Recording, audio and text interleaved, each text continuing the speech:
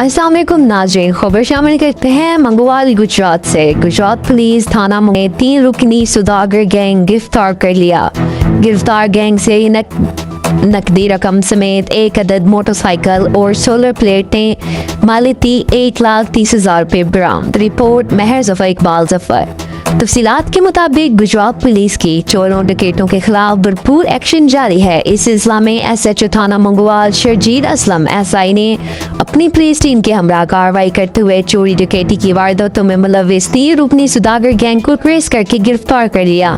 गिरफ्तार गैंग से नकदी रकम समेत 1 अदद मोटरसाइकिल और सोलर प्लेटें मालियती 1,30,000 रुपये बरामद कर लिया गया। गिरफ्तार मुलजिमान में सौदागर गैंग मुलजिमान सौदागर वल्द कैसर सकना शेरुचक अल्लाह वसाया वल्द मोहम्मद बूटा सकना पुरानी फ्रूट मंडी गुजरात कमर जमान वल्द मोहम्मद जमान सकना जुकारिया मंडी भाउदिन शामिल है। गिरफ्तार मुलजिमान से मजीद तफ्तीश